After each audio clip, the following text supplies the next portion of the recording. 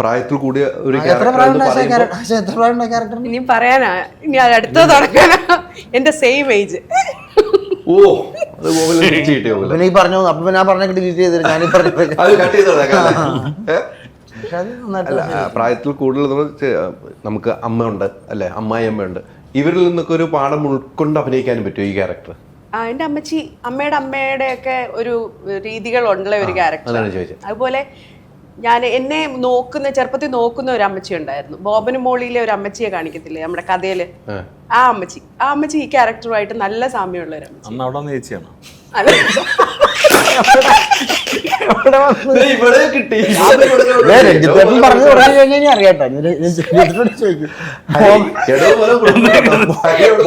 മോളിലെ അമ്മച്ചി പോലത്തെ അമ്മച്ചിയാണ്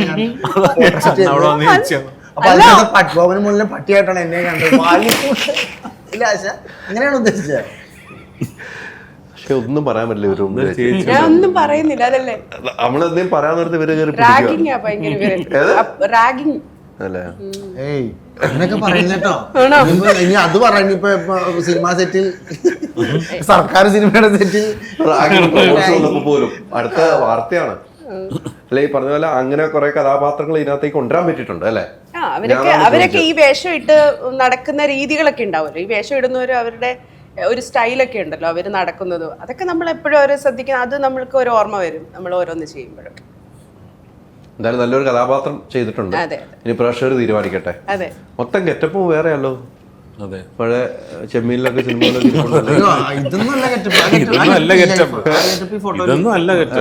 ക്രൂരമായ മേക്കപ്പിന് ഇരയായ ആളാണ്. വീണ്ടും റാഗിങ് അവിടെ നടന്നിട്ടുണ്ടോ? അതെ, ഒരു മേക്കപ്പ് മാൻ എന്നെ കഷണ്ടിയാക്കി. അപ്പൊ ഇത് ഒറിജിനൽ മുടിയാന്ന് പറയാൻ ഉദ്ദേശിക്കണാണോ? ഇത് ഒറിജിനൽ മുടിയല്ലേ. നമ്മുടെ മനോജ് അങ്കമാലിയാണ് മേക്കപ്പ് മാൻ. അദ്ദേഹം സ്റ്റേറ്റ് അവാർഡ് വിന്നറാണ്. എന്റെ അടുത്ത് താടി വളർത്താൻ പറഞ്ഞു, മുടി വളർത്താൻ പറഞ്ഞു. ഞാൻ വെച്ച് അങ്ങനെ ഒരു കഥാപാത്രമായിരിക്കും എന്ന് പറഞ്ഞത്. നേരെ ഇത്രയും ഭാഗത്ത് മുടിയെടുത്ത് കളഞ്ഞു, കണ്ണിൽ ലെൻസ് വെച്ച് വന്നു, പിന്നെ നരപ്പിച്ചു, മുഖം കോടിക്കാൻ പറഞ്ഞു. അവസാനം എനിക്ക് പോലും എന്നെ മനസ്സിലായില്ല.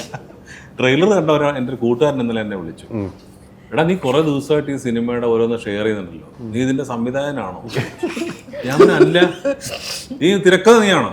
ഞാൻ മൊത്തം പേര് നോക്കി, ഇതിന്റെ പേരില്ലല്ലോ പറഞ്ഞു. ഞാൻ ഇല്ലടാ, ഞാൻ ട്രെയിലർ ഉണ്ടോ? ട്രെയിലർ മുഴുവൻ കണ്ടു. നീ ഏത് ഡിപ്പാർട്ട്മെന്റിലാണ് വർക്ക് ചെയ്തെന്ന് പറയണ.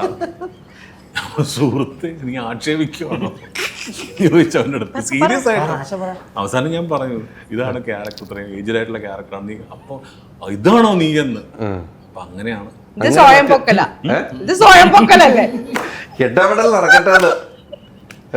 പൊക്കലല്ല. ആ ഫോട്ടോ ഒന്ന് കാണിച്ചു തന്നിട്ട് ഇദ്ദേഹത്തിന് മനസ്സിലാവുന്നു നോക്ക്.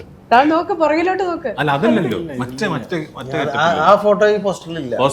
അത് നല്ലതാണ്. കാരണം രജിതേട്ടൻ രാവിലെ വന്നു. അപ്പൊ ഞങ്ങൾ നേരത്തെ അറിയാം, രാവിലെ വന്നു. രജിതേട്ടൻ എപ്പോഴും വന്നതൊക്കെ പരിചയപ്പെട്ടു. അപ്പൊ ഞാൻ അഭിനയിച്ചുകൊണ്ടിരിക്കുന്നുണ്ട്. പിന്നെ ഞാൻ ഷോട്ടിന് പോയി ഒരു 1/2 മണിക്കൂർ രജിതേട്ടൻ വന്ന് ഞാൻ ചിരിച്ചിട്ട് ഓടിക്കളഞ്ഞു കണ്ടപ്പോ. അപ്പൊ മേക്കപ്പ് ആയിട്ടില്ല, ഇത്രയും ഭാഗം പഠിച്ചതേ ഉള്ളൂ. കാരണം ഞാനില്ല, എനിക്ക് റാഗിങ്ങിന് പോലെ എനിക്ക് തോന്നി. വന്ന് കയറിയപ്പോഴേ ഇത്ര മുടി പഠിച്ച കളഞ്ഞു. അപ്പോഴത്തേക്ക് ആരും എടുത്തു തോന്നി ഫസ്റ്റ് സിനിമയിൽ തന്നെ അന്യായ മേക്കോറാണല്ലോ. എന്റെ പൊന്നെ, ആരും തിരിച്ചറിയാതെ പോകില്ല. മനോജങ്കമാലി എങ്ങനെയുണ്ട്? എല്ലാ ദിവസവും 1.5 മണിക്കൂർ പണിയുണ്ട് പോകത്ത്.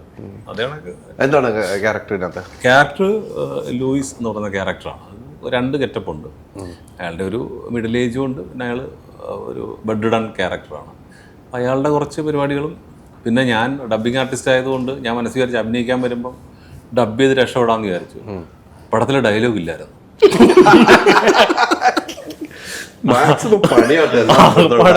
3 ഡയലോഗ് ഉണ്ടായിരുന്നുള്ളൂ. അതും പറയുന്നത് നിന്റെ ശബ്ദവും നീയുമാണ് തിരിച്ചറിയാൻ മാത്രമാണ് അത് വെച്ചേക്കുന്നത്. അല്ലെങ്കിൽ ആരും തിരിച്ചറിയാതെ പോകുന്നു. പുള്ളിക്ക് എന്തോ ഒരു വിഷമം തോന്നിയിട്ട് എന്നോട് കരുണ കാണിച്ചതാണ്. ആദ്യ പടമല്ലേ, രക്ഷപ്പെടുത്തി അങ്ങനെ രക്ഷപ്പെട്ടെന്ന് വിചാരിച്ചു. അങ്ങനെ ഡബിങ്ങിന് ഒരു 3 പീസ് ഡയലോഗേ ഉള്ളൂ. പക്ഷെ ക്യാരക്ടർ ത്രൂ ഔട്ടുണ്ട്. അവർ എല്ലാവർക്കും ഇഷ്ടപ്പെടുന്ന ഒരു ക്യാരക്ടറായിരിക്കും സിനിമയായിരിക്കും. ഏതാണ്? അല്ല, ക്യാരക്ടർ എനിക്ക് കുറച്ച് നമുക്ക് ഇഷ്ടം തോന്നുന്നു ആ ക്യാരക്ടറിനോട്.